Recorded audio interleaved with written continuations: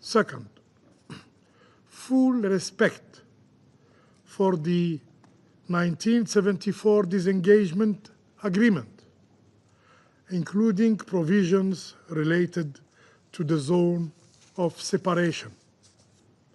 In this regard, we underscore that there should be no military forces, no military equipment or personnel in the area of separation other than those of handoff. Third, an end to the Israeli incursion and the complete withdrawal of its forces from Syria's territory. We emphasize that the Golan Heights is an occupied Syrian territory, as reaffirmed by Security Council Resolution 497. This Security Council must uphold its resolutions and ensure complete compliance by all parties. Mr. President, the A3+ stands ready to work with all member states to ensure a peaceful resolution to the ongoing crisis in Syria, prioritizing the needs and aspirations of the Syrian people. The prosperity of Syria is critical to the stability of the entire region. Any action by external actors that jeopardizes Syria's security must be condemned by the international community. Rebuilding Syria requires an investment in dialogue, not sanction. Enhanced collaboration, not aggression. And steadfast support, not desertion. The international community must echo the calls of the Syrian people by mobilizing necessary resources, lifting unilateral sanctions, and providing required support to Syria. I thank you. I thank the permanent representative of Algeria for his statement on behalf of the A3+, and I now give the floor to the distinguished representative of China. President, I thank USG Lacroix and ASG Chiari for their briefings. In December last year, under the pretext of a quote-unquote limited and temporary operation, Israel deployed troops in the Israeli-Syrian area of separation and has maintained the deployment to this day. During this period, the Israeli military has frequently conducted airstrikes against Syria, promoting the so-called demilitarization in southern Syria. Last week, Israel launched airstrikes on multiple targets within Syria, causing significant casualties and damage to facilities. Israel's actions severely violate international law and infringe upon the sovereignty, unity, and territorial integrity of Syria. We condemn these actions and urge Israel to withdraw, to immediately put an end to these attacks and to withdraw from Syria territory as soon as possible. The 1974 disengagement agreement should be upheld, and the fulfillment of UNDOF's mandate should be ensured. At present, the situation in Syria remains at an important and sensitive stage.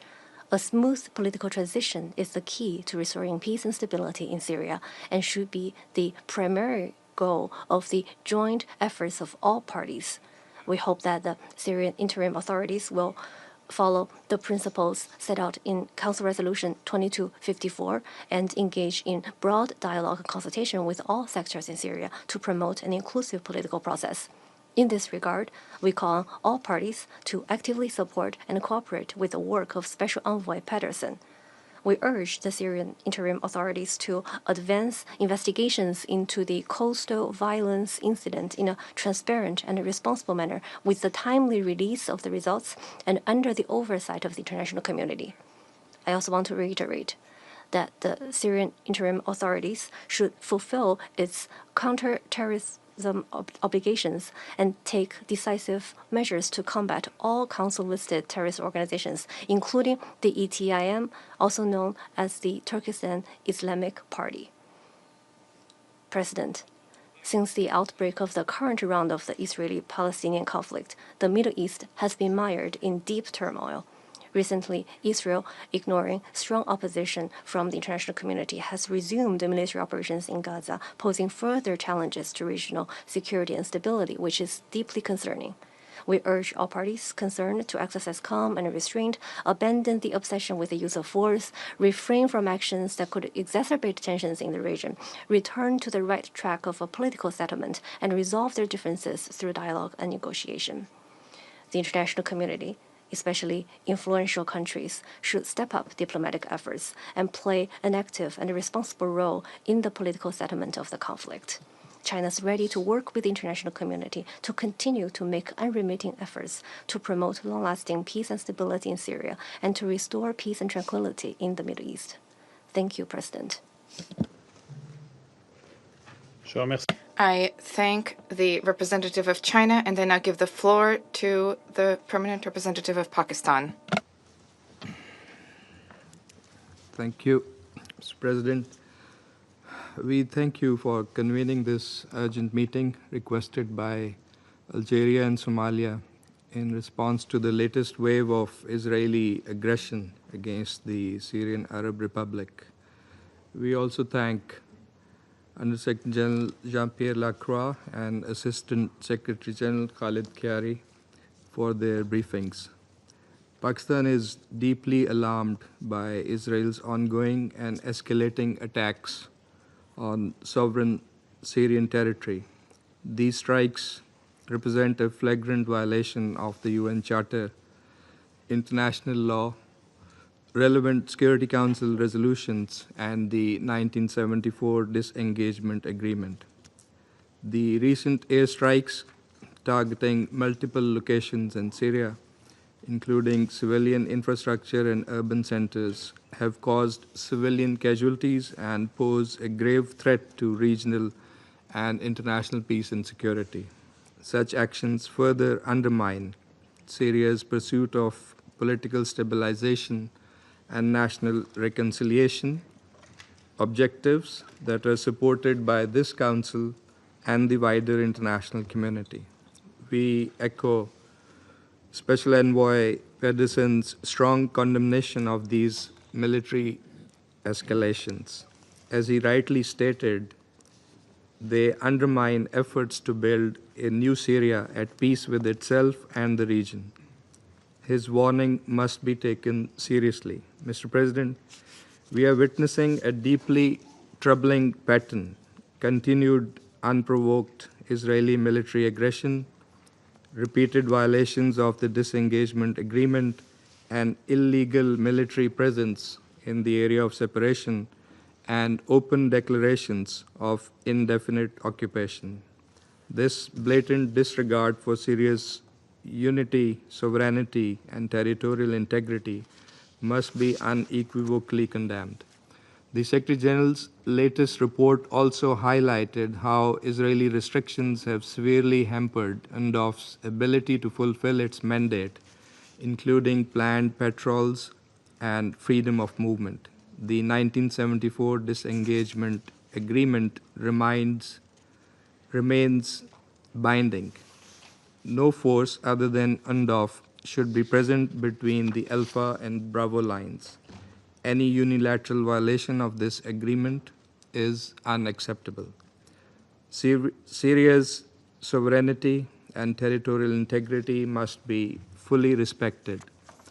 Israel's occupation of the Syrian Golan remains illegal and, as per Security Council Resolution 497, is null and void. The Council must demand Israel's complete withdrawal from the occupied Golan Heights. The Security Council cannot allow illegal military actions to set dangerous precedents. The presidential statement of 14th March reaffirmed Syria's sovereignty and territorial integrity and urged all members to uphold these principles. Israel's actions are in direct violation of this consensus. The Council must act decisively and ensure accountability. Mr. President, Pakistan remains attached to the principle of Syrian-led, Syrian-owned political process grounded in the principles contained in Resolution 2254. Sustainable peace in Syria depends on the inclusive political transition, national unity, and reconciliation. Recent progress, including the formation of a transitional government, adoption of an interim constitution, and integration of civil and military institutions, must not be derailed by external military interference. The humanitarian consequences of these attacks are devastating. With over 16 million people already in need, the deliberate targeting of civilian areas and infrastructure only deepens the crisis and violates the core principles of international humanitarian law. We are equally concerned about the broader regional implications. Continued escalation risks igniting wider conflict at a time when diplomacy, de-escalation, and reconstruction must be the priority. The Council must send a clear and united message. Violations of sovereignty cannot be normalized, and the principles of the UN Charter must be upheld. We've listened carefully to USG Lacroix and Assistant Secretary General Khiari. These are serious findings on which the Security Council should pronounce, since the Council's calls are not being heeded to. We are ready to work with Council members and the pen holders in this regard. In conclusion, Pakistan stands in full solidarity with the brotherly people of Syria. We reaffirm our unwavering commitment to Syria's sovereignty, political independence, and the right of its people to live in peace, security, and dignity, free from occupation and external aggression. I thank you. Je remercie. I thank the Permanent Representative of Pakistan for his statement, and I now give the floor to the representative of the United States. Thank you, Mr. President. And thank you, Assistant Secretary General Khiari and Undersecretary General Lacroix, for your briefings. As Council members, we should all agree that a stable and sovereign Syria is critical for our collective security. President Trump met with Israeli Prime Minister Netanyahu earlier this week, and they had a constructive discussion on the importance of regional peace, security, and stability. The United States shares Israel's concerns about Syria becoming a base for terrorism, and both our countries have been clear that we oppose malign actors using Syria as a platform to foment instability. We know that ISIS and al-Qaeda continue to plot and conduct attacks within Syria. And we know Hezbollah and other Iran-backed terrorists are trying to regain a foothold in Syria to threaten Israel and other regional states. And we know that terrorists, both Syrian and foreign, were complicit in last month's atrocities in western Syria. In this context, Israel has an inherent right of self-defense, including against terrorist groups operating close to its border. We welcome the Syrian Permanent Representative's March 3 letter to the Council, stating that Syria will not be a haven for terrorism, nor will it be a part of any axes or polarization or become involved in any conflicts or wars that threaten the security and stability of the region. This is a positive message of intent by the interim authorities. As we have said since December 8th, We will judge the Syrian interim authorities not by their words, though, but by their actions. The United States continues to support efforts that will bring lasting stability between Israel and Syria, and we hope to see a restoration of calm so Syrians can live in peace with their neighbors. Broad and enduring stability in Syria will also depend on advancing justice and accountability. We know this is true not only for American families whose loved ones have gone missing in Syria, but indeed for all whose loved ones have been missing. We continue to call on the interim authorities to respect human rights and fundamental freedoms for all, protect minorities, and advance accountability for brutal crimes, including the recent atrocities in Western Syria. We have welcomed recent statements by both Israel and Turkey that they do not seek conflict with one another in Syria.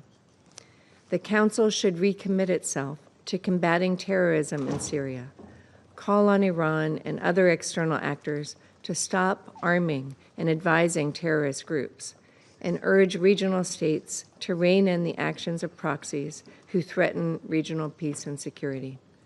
Thank you. Je remercie Madame.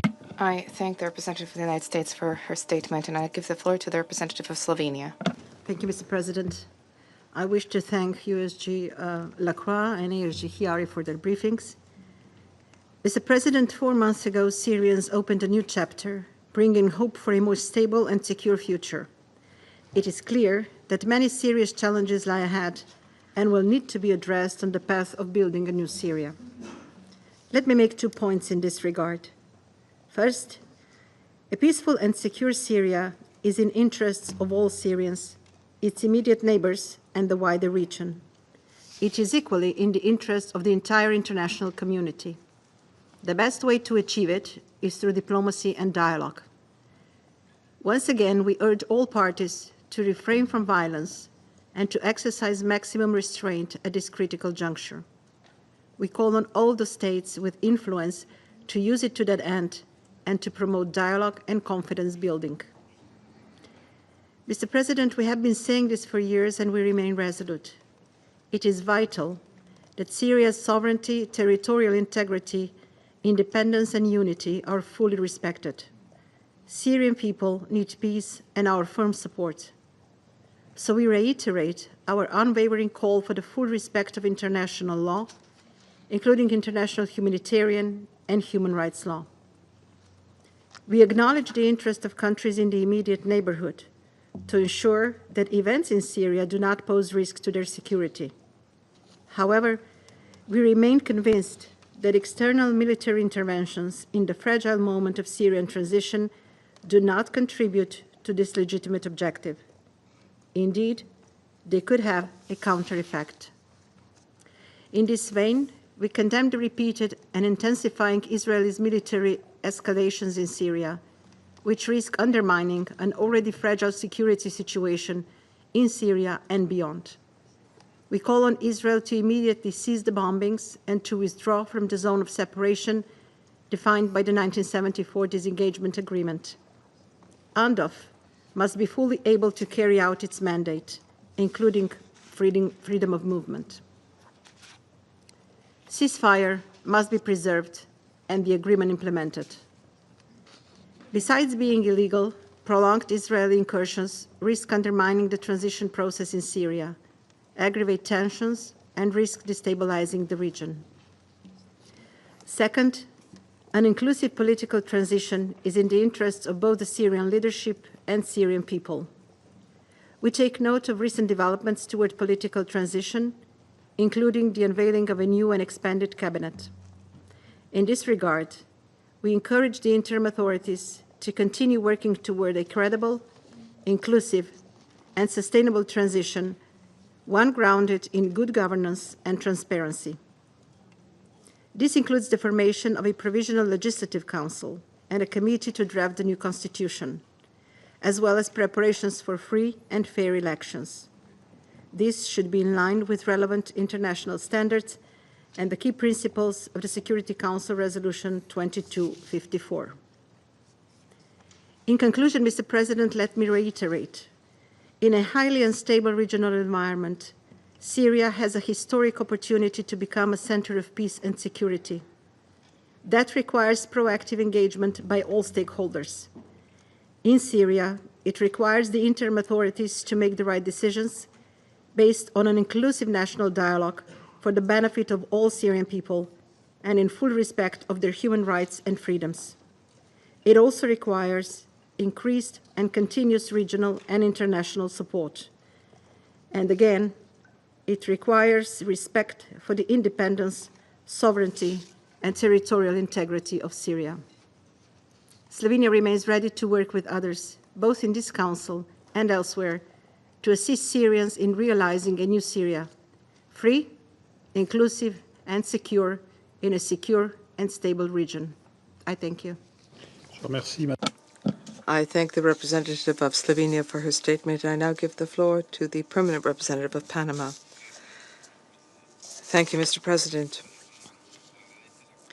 Panama welcomes the holding of this emergency meeting at the request of Algeria and Somalia on the situation in Syria, and we welcome the reports provided by the ASG for the Middle East, Asia, and the Pacific, Mohammed Khaled Khiari, and by USG for Peace Operations, Jean-Pierre Lacroix. Their explanations have given us an update on recent incidents which are disturbing.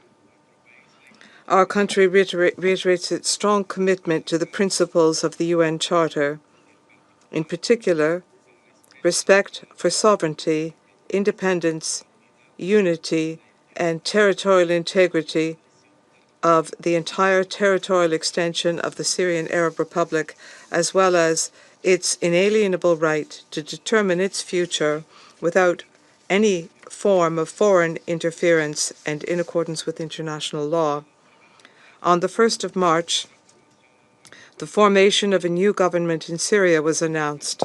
We believe that this new phase is an opportunity to work towards an inclusive political process, guaranteeing the participation of all citizens without distinction with regard to their ethnic origin, belief system, or gender, and which will contribute effectively to stability and security for Syria and the region. Syria needs the assistance and the firm commitment of the international community. After 14 years of a cruel civil war, Syrians need help rebuilding effective governance, which does not allow for infiltration by extremist influences in their politics, and help fighting the development of terrorist group activities in their territory. Panama endorses the appeal made by the UN Special Envoy, who underscored the urgent need to prevent any new cycle of violence in Syria and to focus efforts on promoting trust, inclusion, and economic recovery. Similarly, Panama expresses its profound concern at recent attacks, air attacks, which have taken place in different regions of Syria. They have affected strategic infrastructure, including scientific research facilities, airports, and other areas of military and civilian importance. Events reported by different sources cause concern for a number of reasons, particularly when they result in mass casualties, significant material damage, and when they have generated a climate of greater uncertainty and greater instability at a particularly delicate time for the country. We particularly regret the impact that this situation is having on the civilian population, and we underscore the importance of guaranteeing at all times protection for civilians and strict respect for international humanitarian law. Panama takes note of the recent reports by the UN Disengagement Observer Force, which carried out an inspection mission in a number of areas in the south of Syria, including areas in the province of Daraa, impacted by last week's attacks. Access granted to UNDOF and UNDOF's observations have reported on the seriousness of damage in key areas, both military and civilian. Panama reaffirms its support, Mr. President, for the verification and monitoring activities carried out by the UN forces. They are essential to preserve stability, guarantee compliance with international agreements, and to protect the most vulnerable communities. Thank you. I thank the Permanent Representative of Panama for his statement, and I now give the floor to the Permanent Representative of the Russian Federation. Thank you, Mr. President. We are grateful to Assistant Secretary General for the Middle East, Asia, and the Pacific, Khalid Hiari, as well as the Undersecretary General for Peace Operations, Jean-Pierre Lacroix, for their detailed reports about the situation in Syria. We view today's emergency meeting, which was requested by our Algerian and Somalian colleagues, with the support of the Arab group, as very timely. In the 4 months since the change of power in Damascus, Israel has already carried out more than 700 strikes targeting Syria. Recently, the geographical span of these strikes has expanded. The Hama air base, as well as military bases in Palmyra, have also been targeted. The Israelis maintain control of the buffer zone, which has been occupied since after 8 December 2024, and they also occupy vast swathes of the south of Syrian territory. We have been alarmed by statements made by senior Israeli officials about the need to demilitarize the south of Syria and about the IDF's plans to remain in the country indefinitely. These actions are a gross violation of Syrian sovereignty and territorial integrity, which under no circumstances need to be called into question, regardless of who holds power in Damascus. In this context, worth noting is the statement delivered by Ahmed Shara. On the 16th of January, he confirmed his country's commitment to the 1974 Disengagement of Forces Agreement and the willingness and readiness to host and defend peacekeepers. And on the whole, despite Israeli acts of provocation, the new Syrian authorities continue not to demonstrate hostile intent vis-à-vis Israel, and they do not pose any real threats to its national security. We wish to recall that in March, at Russia and the US's initiative, a presidential statement was adopted. Paragraph 4 of this statement calls upon all states clearly to refrain from any action that may further destabilize Syria or interference in its domestic affairs.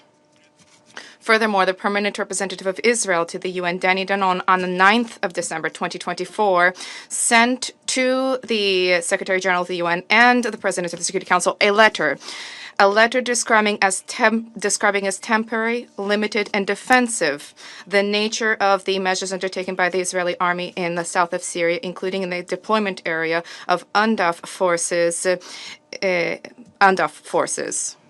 We call upon the Israeli side to, in practice, reaffirm the commitment set out in the letter to the disengagement agreement and to international law, and to, without any preconditions, immediately revert back to compliance therewith.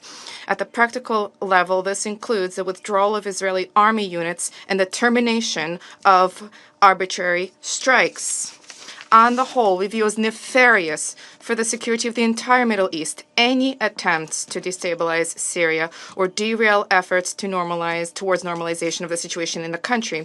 Only a strong, united, prosperous, and independent Syria, with respect for the rights of all ethno-religious minorities, will be a home for all Syrians. A Syria that embarks upon the path towards national reconciliation with a unified army and security forces, with, among others, experienced Syrian professionals in their ranks, a Syria that will become a reliable and predictable partner for all states in the region. We strongly condemn any attempts to exploit the period of political transformation and economic uncertainty to impose foreign and alien directives upon the Syrian people.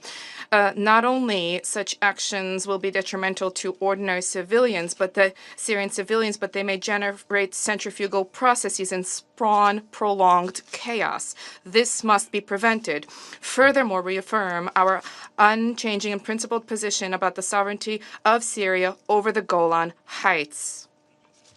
We believe that lasting normalization of the situation in Syria is only possible through inclusive intra-Syrian dialogue, which is geared towards the achievement of national consensus in the advancement of a comprehensive political settlement in accordance with the core principles which are enshrined in Security Council Resolution 2254.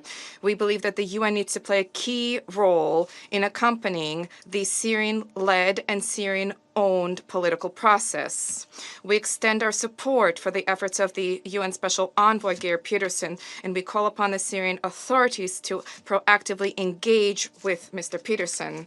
Mr. President, we wish to separately draw attention to the importance of a transparent and an objective investigation into the recent wave of violence in the coastal regions of Latakia and Tartus, where hundreds, if not thousands, of Alawite, Christian, and other ethnic and religious minority civilians were wounded and killed.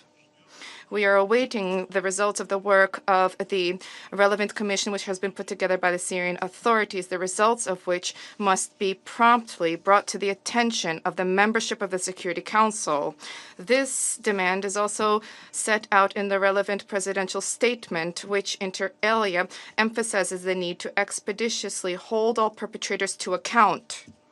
Only on this sound, just, and inclusive foundation is it possible to build a new Syria where the rights of all ethno-religious minorities and all citizens of that country will be upheld. We trust that the Syrian authorities will adopt a constructive approach vis-à-vis implementation of the provisions of the above-mentioned presidential statement.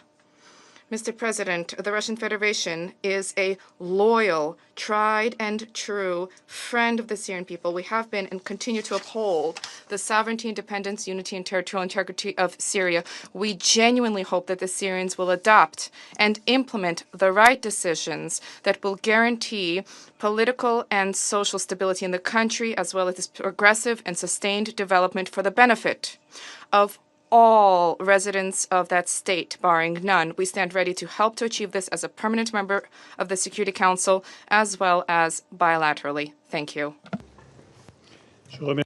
I thank the permanent representative of the Russian Federation for his statement, and I now give the floor to the permanent representative of Greece. Thank you very much. By thanking our briefers, Assistant Secretary General Chiari and Under Secretary General Lacroix, for the valuable information they have provided. Today, I would like to highlight the following 3 points. First, the sovereignty and territorial integrity of Syria must be respected by all. Syrian sovereignty has been systematically violated. We reiterated our call for the full implementation of the 1974 disengagement agreements and emphasized the responsibility of all parties to uphold international obligations. While we recognize the right of Israel to defend itself and ensure the security of its citizens, we stress the need for this to be done in accordance with international law with the utmost care to avoid civilian casualties. We express our condolences for those deceased and pray for the speedy recovery of those injured. We similarly draw attention to violations of Syrian sovereignty in the north, coupled with ongoing violations and kinetic activities, further exacerbating Syria's stability. We deplore attacks in Syria north and northeast, among others on the Tishrim Dam, which is key for local water security. Greece continues to stand firmly in support of Syria's sovereignty and territorial integrity, stressing that a united, secure and peaceful Syria is the best way to ensure the well-being of its people and regional stability for Syria and its neighbors. Second, a truly inclusive political transition combined with transitional justice is the key to viable peace in the country. Following the fall of the previous regime in Syria, Greece remains steadfast in its solidarity with the Syrian people as we work toward the recovery of the country. This recovery can only be achieved through a truly inclusive political transition, one that is guided by the principle of Security Council Resolution 2254, supporting the formation of credible and resilient state institutions which respect international law and the international law of the sea, the protection of the full integration of all Syrian communities, including Christian, Alawites, Druze and Kurds, is key for rational reconciliation and the long-term prosperity of the country.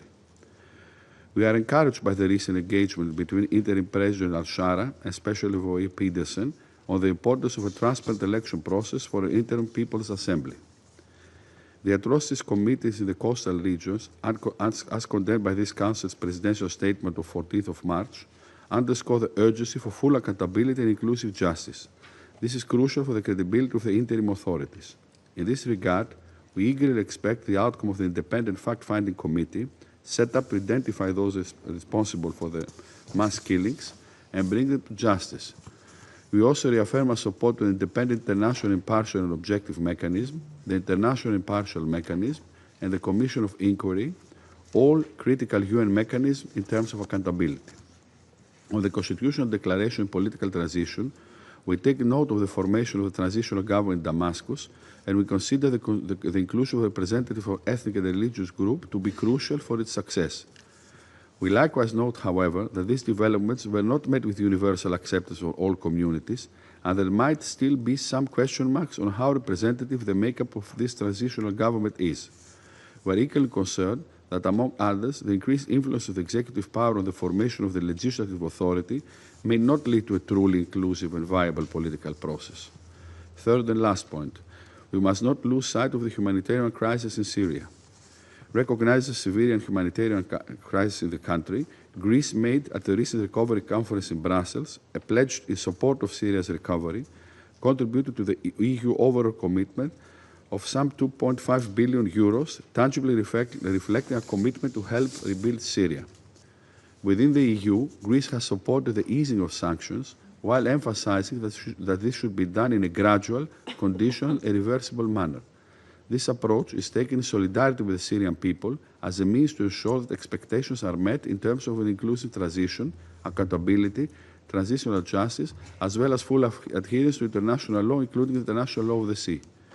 Mr. President, in closing, let me stress that the only viable future for Syria is one of peace, justice, and inclusiveness. Greece remains committed to supporting a political transition that respects the rights of all of Syria's diverse community, advances the prosperity and security of the Syrian people, and ensures regional stability. For this purpose, we must continue to uphold Syria's unity, sovereignty, and territorial integrity, free from external influence and interventions. I thank you.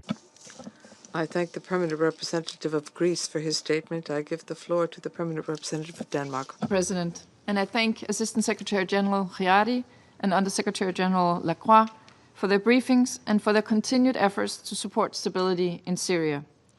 As we've heard, the situation in Syria remains volatile. This was shockingly clear 1 month ago, when violence and widespread killings of civilians rocked Syria's coastal region. Denmark strongly condemns these acts of violence. We reiterate the need for a thorough investigation and that the perpetrators are held accountable. What is needed now is a safe and stable Syria, one that can heal from the horrific crimes of the past and look to the future. This is true for all Syrians and for the wider region. Mr. President, allow me to make 3 points. First, we reiterate our full support for Syria's territorial integrity, political independence, and sovereignty. While we acknowledge Israel's legitimate security concerns, we remain concerned by the recent Israeli attacks in Syria with reported civilian casualties. Let us be clear. Attacks against strategic infrastructure are not going to create a more stable Syria. These developments will only further fuel tensions and insecurity.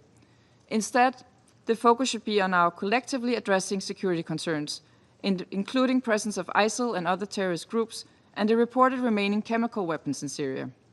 Second, Mr. President, we reiterate our full support for UNDOF and for the 1974 agreement. We call for the full implementation of the 1974 agreement between Syria and Israel. For decades, UNDOF has worked to address both Israel's and Syria's security concerns. We are deeply concerned by Israeli statements that its presence in the area of separation in the Golan Heights could be for an unlimited period. UNDOF must be allowed to implement its mandate unhindered. Accordingly, Israel must withdraw from the area of separation. Third, Mr. President, let me reaffirm Denmark's steadfast support for a genuine political transition in Syria in line with Resolution 2254, the National Dialogue, the Constitutional Declaration, and the recent announcement of the Syrian Transitional Government are all steps to this end. We further underline the importance of a truly inclusive transition where Syrian women are fully represented. This is all taking place against the backdrop of a dire economic situation with profound humanitarian consequences for the people of Syria. While the response to immediate needs remains critical, this crisis can only be addressed through sustained support for recovery and reconstruction. The UN, through Special Envoy Peterson, is well placed to assist the transitional Syrian leaderships in charting the complex path forward. Mr. President, in closing, significant strides have been made along Syria's path to a new future. However, challenges remain, both politically and in terms of security. The international community, in particular this Council, has a responsibility to support the people of Syria on this path. Denmark remains committed to this end. I thank you. Je remercie Madame. I thank the permanent representative of Denmark for her statement. I now give the floor to the permanent representative of the Republic of Korea.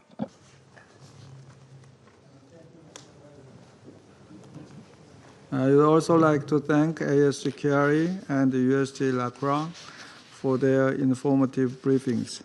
After 4 months, the Syrian people have finally witnessed the launch of a transitional cabinet, a critical first step for a long-awaited inclusive transition. However, Syria once again finds itself caught in a web of escalating geopolitical tensions, hampering its prospects for recovery and reconciliation after decades of unbearable suffering. I would like to make 3 points in this regard. First, all hostilities violating Syria's territorial sovereignty must stop. Since the fall of the Assad regime, Syria has neither attacked neighboring states nor indicated any intention to resort to aggressive action against them. In stark contrast, Israel has persistently conducted over 500 airstrikes since that time and is maintaining a military presence far beyond the Bravo line, a clear violation of the 1974 disengagement agreement.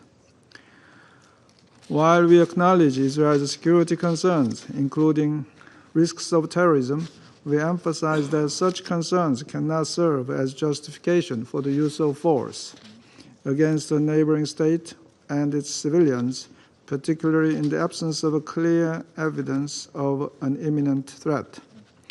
The right to self-defense, as enshrined in international law, is temporary and contingent, not open-ended.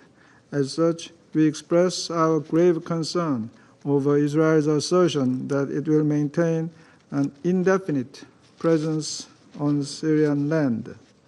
And we urge Israel to live up to its obligations under the UN Charter and the 1974 agreement. This includes returning to its prior commitment of ensuring freedom of movement for UNDOF. We also call upon the UN and those with influence over the parties on the ground to pursue a sustainable resolution that respects the sovereignty of Syria and promotes long-term regional stability.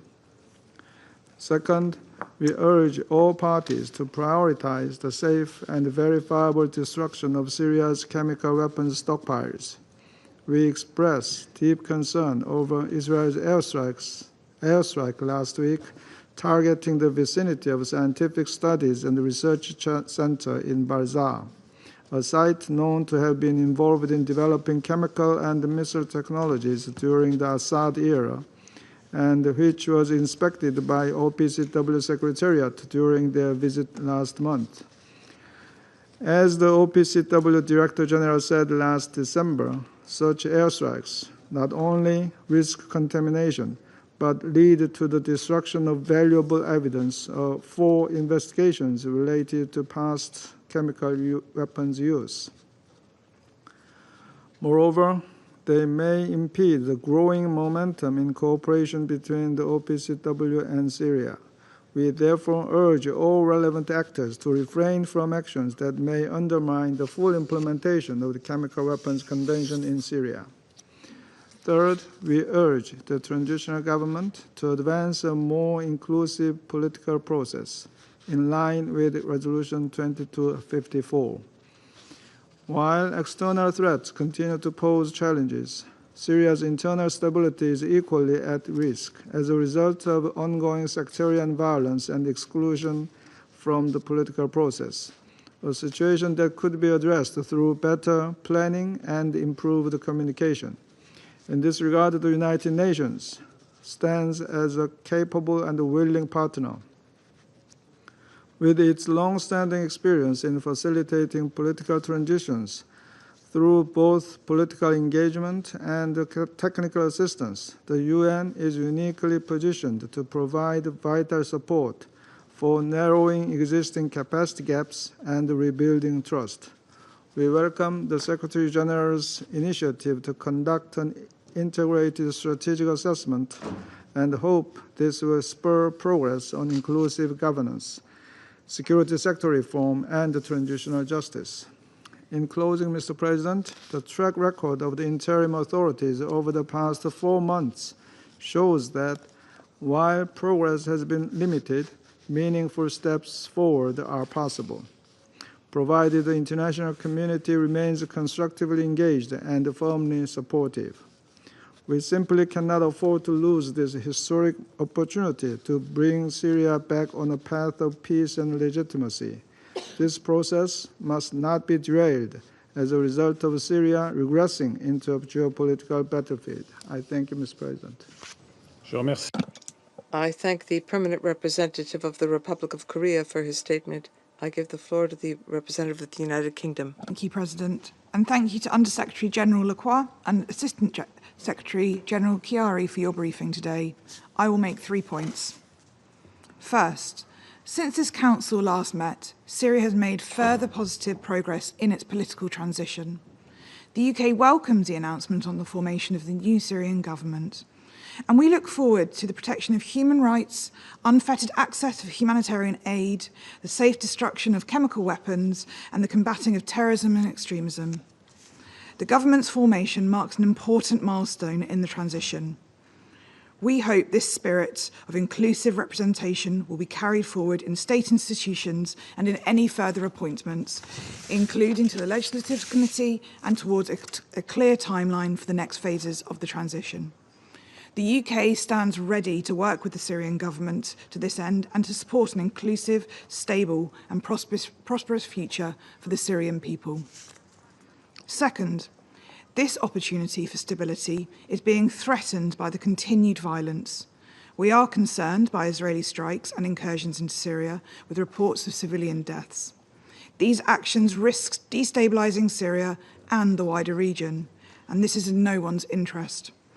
We recognise Israel's focus on protecting the security of its borders and its people, but the actions it takes must be proportionate and in line with international law.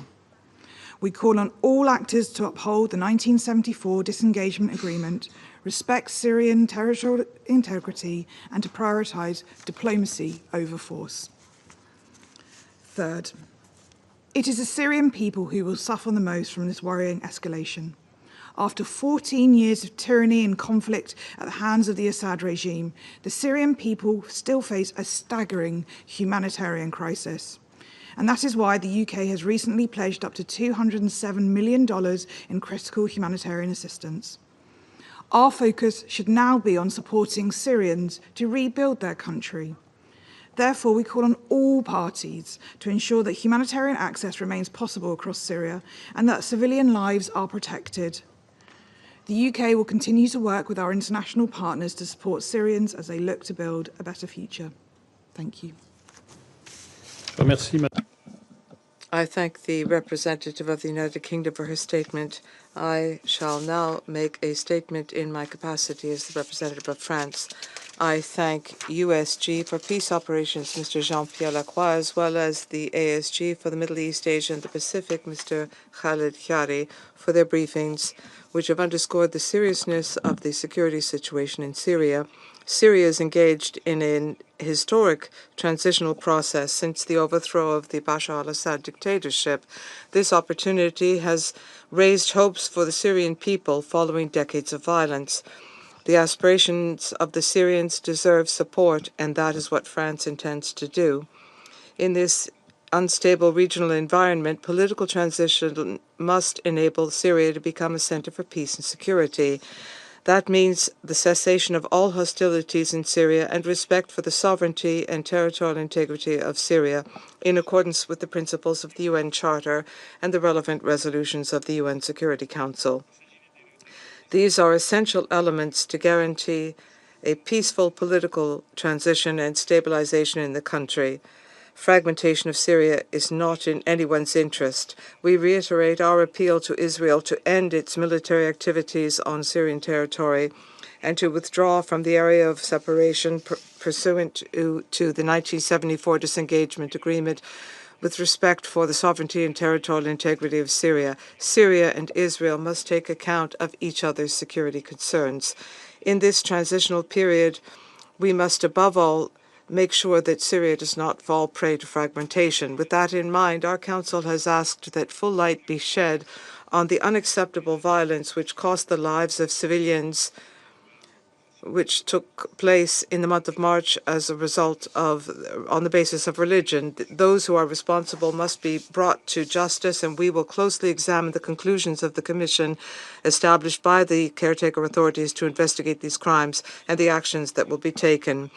In northeast Syria, the agreement in principle signed between the caretaker authorities and the Syrian Democratic Forces is a positive first step towards a negotiated solution for the unification of Syria and guaranteeing the rights and interests of the Kurds of Syria.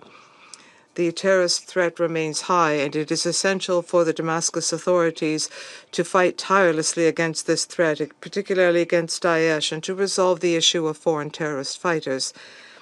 The international community is expecting, particularly from the Syrian authorities, the dismantling of the chemical weapons program in full cooperation with the OPCW. And finally, in order to achieve just and lasting peace in Syria, it is essential to guarantee the inclusivity of the political transition. Initial encouraging results have been achieved with the holding of the first national dialogue session and the announcement of a new government. This government must consolidate commitments of the Syrian caretaker authorities and respond to the expectations and needs of the Syrian people. One of the expectations is the setting up of a transitional government. Those who have been convicted of crimes must not go unpunished. And France supports combating impunity in Syria and cooperation with the Syrian authorities. In tandem, national dialogue must be pursued and must involve all components of Syrian society. France recalls its commitment to an inclusive and representative political transition in the spirit of the principles of Resolution 2254.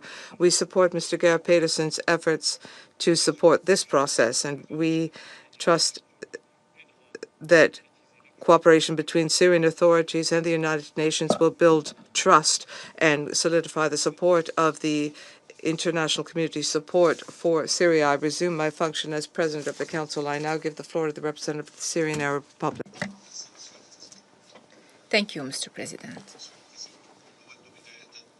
Mr. President, at the outset, I would like to congratulate you on assuming the presidency of the Security Council for this month, wishing you and your team every success. I also wish to thank your predecessor, the permanent representative of Denmark, and her team for their effective management of the Council's work during the past month. I extend my thanks for your prompt response to the request to convene this emergency session. Gratitude is also due to the distinguished delegations of brotherly Algeria and Somalia and the member states of the Arab group in New York for their support of the Syrian Arab Republic request to hold this meeting. I also thank Mr. Jean-Pierre Lacroix, the Under-Secretary General for Peacekeeping Operations, and Mr. Khiari, the Assistant Secretary General, for their briefings. I also welcome Ms. Liwa Anita Asma, head of UNDOF, with us in this session today, and I thank her and her team for their efforts to uphold UNDOF's mandate. Mr. President, a majority of UN member states, including within this Council, have emphasized over the past 4 months the need to support Syria and the Syrian people during this sensitive phase of their present and future.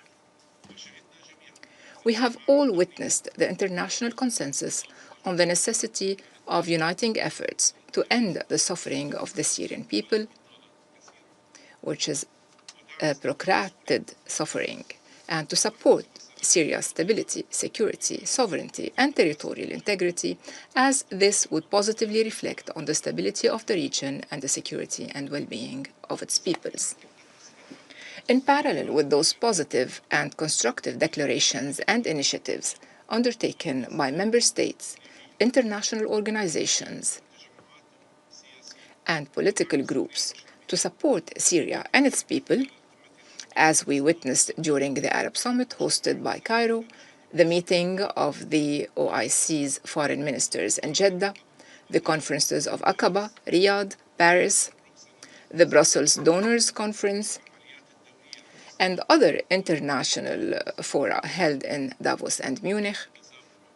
So in parallel with all this, the Israeli occupying authorities have persisted in their aggressive actions, which constitute a challenge to these international efforts and aim at threatening the unity and integrity of the Syrian territory, undermining the efforts of the Syrian government, and imposing a new reality that contradicts the hope and aspirations of the Syrians to live in their homeland in safety and peace. Mr. President, the Israeli occupying authorities have escalated their aggression against the sovereignty, unity, and territorial integrity of the Syrian Arab Republic, posing a serious threat to international peace and security and a grave violation of international law, of the UN Charter and the relevant resolutions, as well as of the 1974 Disengagement Agreement. Since last December, the occupation forces have launched hundreds of airstrikes against my country, the latest of which was launched on the 3rd of April at dawn on Thursday, and within 30 minutes several airstrikes were launched against 5 different areas across the country. These attacks resulted in the near total destruction of the Hama military airport, the injury of dozens of civilians and military personnel, and the destruction and extensive damage to other military and civilian facilities in the governorates of Homs and Damascus. Concurrently with this aggression, units of the Israeli occupation forces penetrated the Daraa countryside and bombed the Al-Jubayliyah dam forest area west of Daraa, killing 9 civilians and wounding others. This aggression was preceded by another attack on the town of Al-Quwaya in the Daraa countryside, which resulted in the death of 7 civilians. The latest report of the Secretary General concerning the UNDOF force highlighted some aspects of the Israeli aggressions against Syria. The report clearly indicated the incursion of the Israeli occupation forces into the buffer zone, the significant alteration of the situation therein, and the impact of the forces' operations since the 8th of December, in violation of the relevant Security Council resolutions. Moreover, the report recorded the complaints of our people in that area, due to the Israeli occupation army preventing farmers from accessing their agricultural lands and sources of livelihood, and damaging them, arresting Syrian citizens, stealing their livestock, destroying roads, disrupting electricity, water, and internet services, and occupying buildings belonging to the Konatura governorate, and damaging them. Israeli practices in the territories it recently infiltrated beyond the buffer zone are not limited to the above. They have also extended to threatening the water security of Syria and neighboring countries by seizing control of water resources in southern Syria, diverting river flows and water springs in Mount Hermon and the southern water resources. This will directly endanger Syria's water and food security. On the other hand, the Israeli occupation entity continues its provocative practices against Syria and its people by establishing military outposts and bases for its forces and promoting tourist tours for settlers in the areas it has invaded. This exposes the falsity of the occupation entity's claims that its incursion is temporary and limited. It clearly reveals its aggressive and expansionist intentions and its contempt for the UN Charter, the foundation of international law, and relevant Security Council and General Assembly resolutions. Mr. President, Syria, while reaffirming the content of its 4 most recent related letters, most recently the complaint submitted to Your Excellency, the President of the Security Council, and His Excellency, the Secretary General, on the 7th of this month, which will be issued as document S/2025/216, renews its strongest condemnation of the blatant Israeli attacks and of the provocative statements by Israeli officials, calling for what they termed the disarmament of the Syrian state in the southern provinces, and for promoting false claims about protecting certain components of the Syrian national society, pretending to protect them. Syria, while expressing its gratitude to the states that have stood by its side and clearly condemned the Israeli attacks and called for their cessation, calls on the Security Council to condemn these aggressions and to take an immediate and decisive action to compel Israel to cease its ongoing aggression against Syrian territory, to withdraw immediately and unconditionally from all Syrian lands, to fully comply with the 1974 disengagement agreement, to respect the mandates of UNDOF and UNSO, and to implement the relevant Security Council resolutions, particularly resolutions 242, 338, and 497, to end the Israeli occupation of the occupied Syrian Golan and the grave threat it poses to Syria's unity, sovereignty, and security.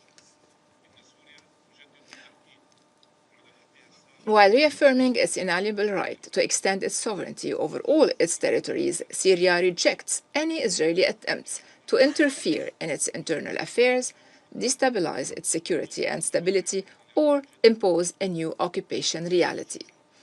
Syria affirms its commitment to the UN Charter, the provisions of international law, and international legitimacy resolutions as the basis for achieving stability and peace in the region. I cannot fail to commend the efforts of the peacekeepers among UNSO and UNDOF personnel and their leadership in New York and on the field, and to commend their determination and commitment to demonstrate their willingness to fulfill their mandate despite the significant challenges they face. As a result of the practices of the occupation forces, including restrictions imposed on their freedom of movement. Syria reaffirms its willingness to spread its forces along the separation lines and to commit to the disengagement agreement. In conclusion, Mr. President, with every day that the Security Council delays upholding its responsibilities in maintaining international peace and security and ending the ongoing Israeli aggression against my country, the potential for instability increases, and the threat posed by this aggression to the region and to my country, Syria, and all the peoples of the region grows. Attempts to impose solutions by force and to give precedence to the law of force over the force of law are doomed to failure, not to mention that they do not serve regional stability and they contradict the strenuous efforts being made to consolidate the values and culture of peace in the region and advance it towards prosperity and development. Thank you, President. I thank the representative of Syria, and I give the floor to the permanent representative of Libya.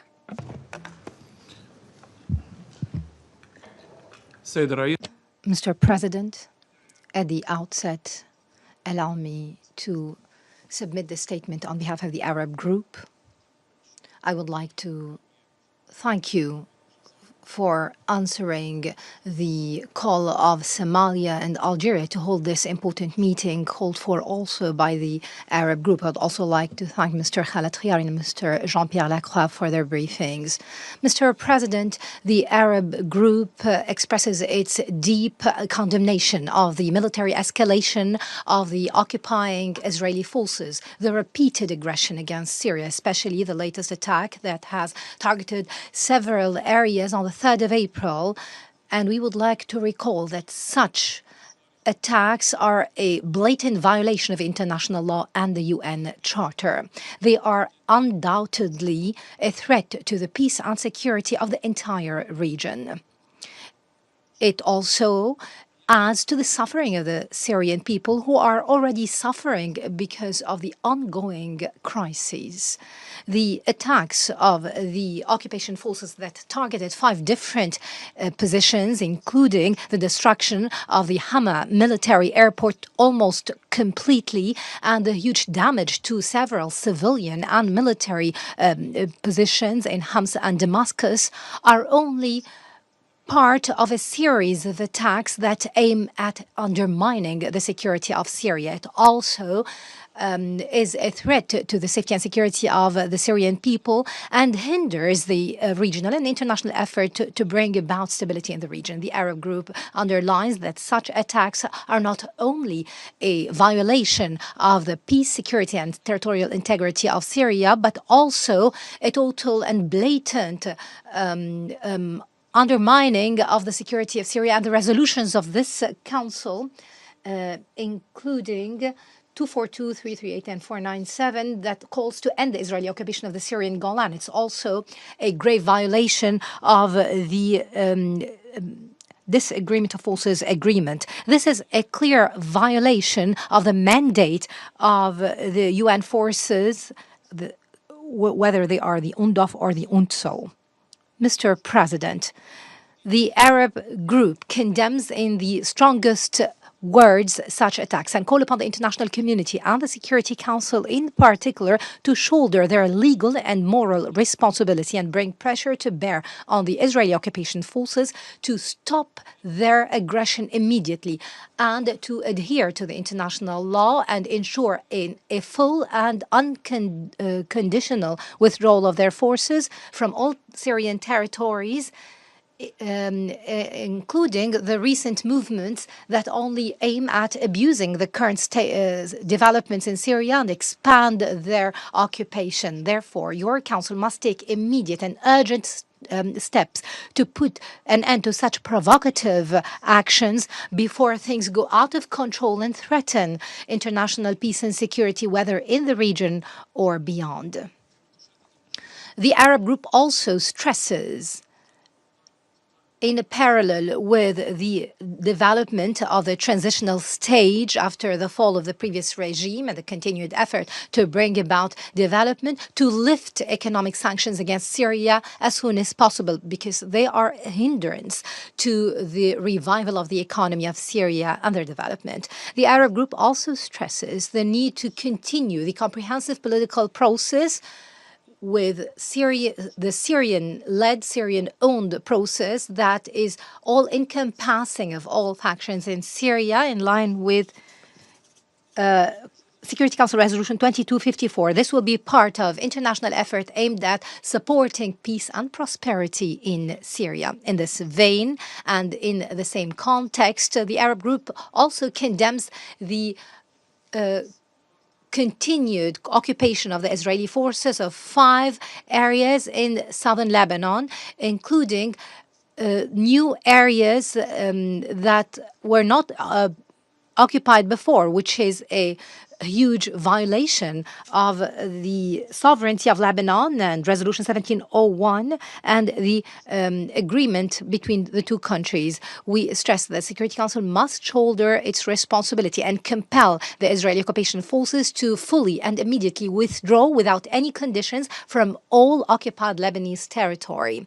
We commend the progress made in deploying the Lebanese forces south of the Litani River, and we support Lebanon, its peace, security, and sovereignty. Mr. President, to conclude, the these continued aggression, while most countries of the world are aiming at de-escalating such international tensions and putting an end to crises and wars which have reached their apogee due to the Israeli occupation forces' violation of the ceasefire agreement, also in Gaza and the continued violations in the West Bank, show clearly that the Israeli forces are trying to destabilize the entire region. They want to continue this series and chains of wars and killing for only one reason. This is a clear and bad intention to turn these crises as a cover-up for their own internal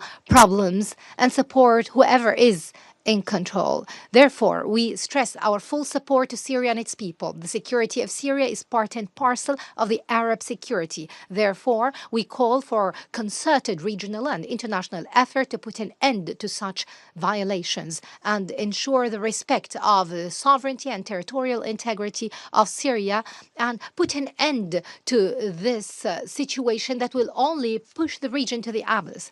It is high time for Syria to recover from the crises and enjoy peace, security, and prosperity. Thank you, Mr. President. I thank the permanent representative of Libya for the statement on behalf of the Arab group, and I give the floor to the representative of Israel. Thank you, Mr. President, and I thank our briefers here today. Amid serious and sustained instability, we are witnessing the re-emergence of radical Islamic armed groups committed only to destruction, terror, and annihilation of our nation. These groups in southern Syria are working to establish military infrastructure in areas just kilometers from Israeli communities. That infrastructure includes rocket launchers, explosives, and underground facilities, all designed to threaten the lives of innocent civilians. Israel cannot and will not allow this to happen. We have been clear and consistent. This is our policy. We will do whatever is necessary for however long it takes to prevent another October 7th. The images of October 7th are burnt into the minds of our people. We know what happens when a terrorist network is permitted to entrench itself, when warnings are ignored, when red lines are crossed without consequence. We have seen the signs: organized terrorist cells, foreign-built weapon systems, and the consolidation of hostile forces in southern Syria. We have acted, and we will continue to act. Our actions are guided not by ambition of expansion, but purely by necessity, security, and prevention. Colleagues, these clear priorities have defined recent Israeli operations in Syria. One such example is a ground mission recently conducted by IDF Special Forces in central Syria.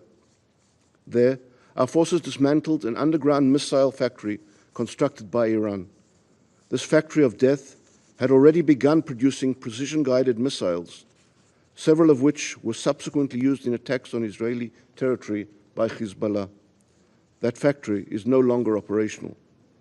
In the weeks that followed, Israeli forces confiscated or destroyed more than 3,300 weapons and military assets which belong to Hezbollah.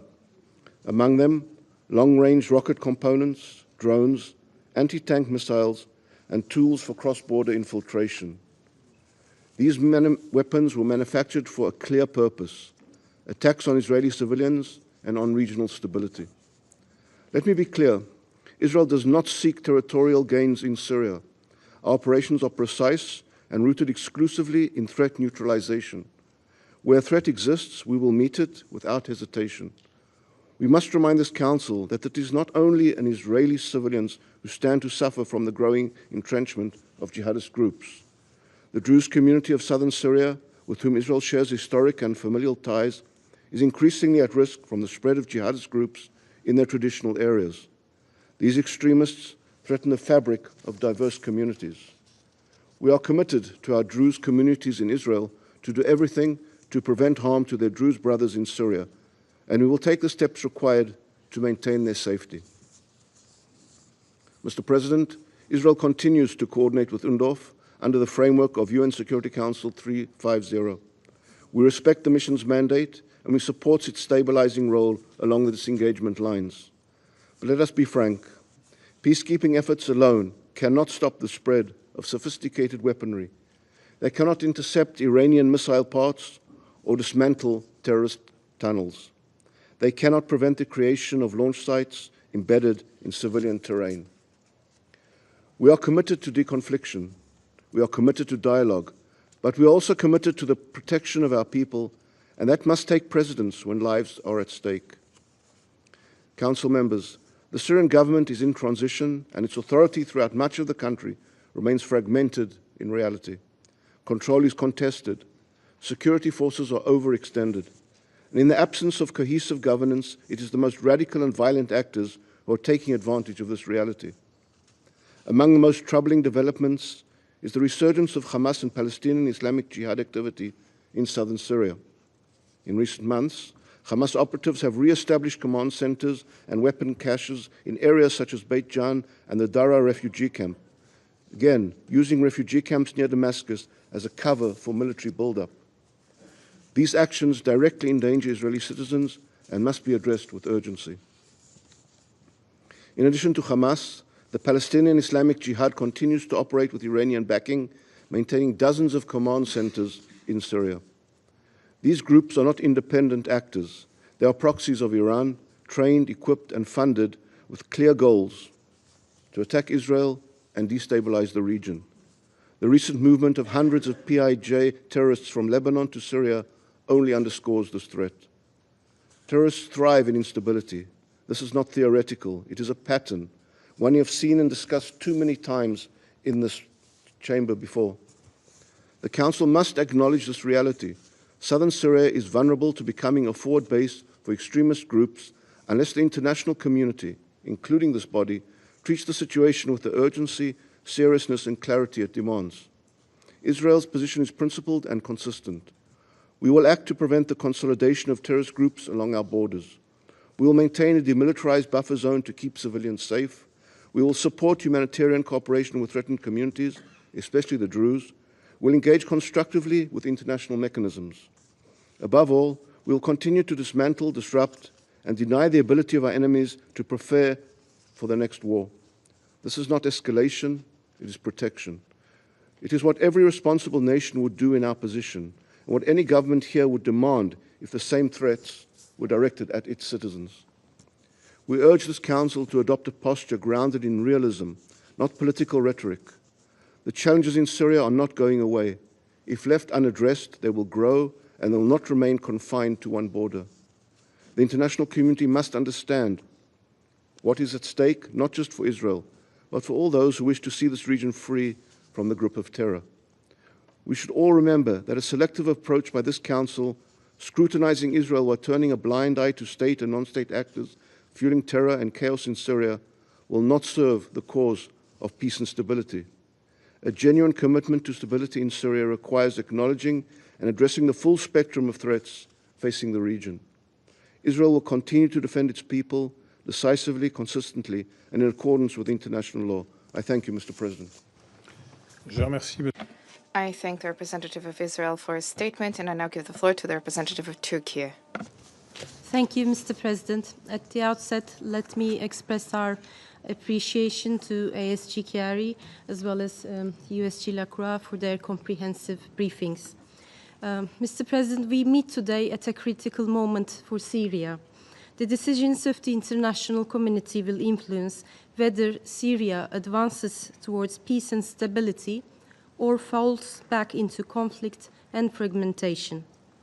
Mr. President, despite immense challenges, the new Syrian administration has made notable progress.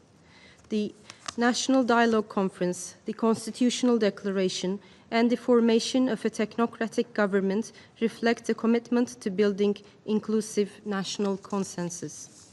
These steps signal the administration's will to lead a Syrian-owned, Syrian-led political transition in line with the aspirations of its people.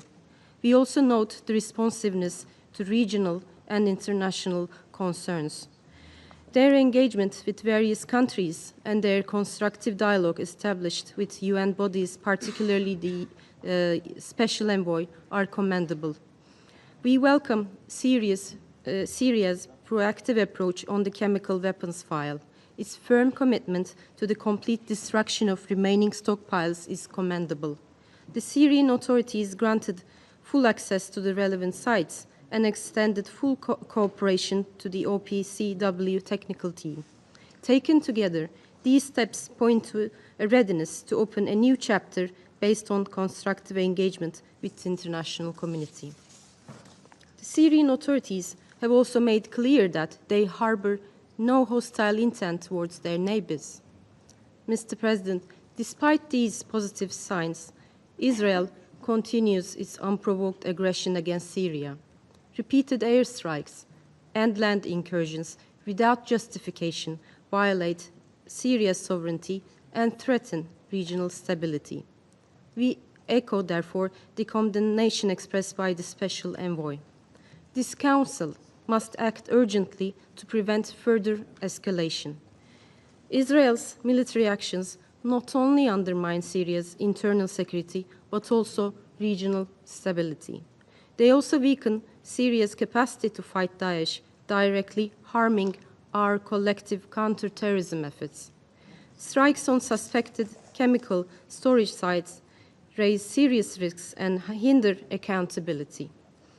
Syria's sovereignty, territorial integrity, and unity must be fully respected. We call on the international community, especially this Council, to end Israeli aggression and ensure full implementation of the 1974 Separation of Forces Agreement. Mr. President, eliminating terrorist organizations in Syria, including Daesh and PKK, YPG, the so-called SDF, remains essential for lasting peace and unity. We prioritize cooperation with regional countries to address shared security threats. Last month's meeting among Turkey, Jordan, Iraq, Lebanon, and Syria is a strong example of regional ownership and collective resolve. We are closely following the agreement reached between the Syrian administration and the so-called SDF. Terrorist structures must be dismantled. All armed elements must surrender their weapons to the Syrian state. All terrorist entities must be removed from Syrian territory. Security responsibilities of detention centers and camps in the northeast must be swiftly transferred to the Syrian administration. Turkey stands ready to cooperate with Syria on this vital task. Mr. President, failure in Syria is not an option. A successful political transition is imperative, not only for Syria, but also for regional stability. We must support Syrian government to build on recent gains. Yet, humanitarian funding for Syria remains insufficient. We call on all members of the international community to mobilize resources for urgent humanitarian needs and Syria's reconstruction. Barriers to cash flow and investment must be lifted. All sanctions should be removed unconditionally to enable Syria's integration and allow its people to rebuild their lives. The international community bears a collective responsibility to help the Syrian people recover with dignity. It is time to demonstrate genuine solidarity. I thank you, Mr. President. I thank the representative of Turkey for her statement. There being no further names inscribed on the list of speakers, the meeting stands adjourned.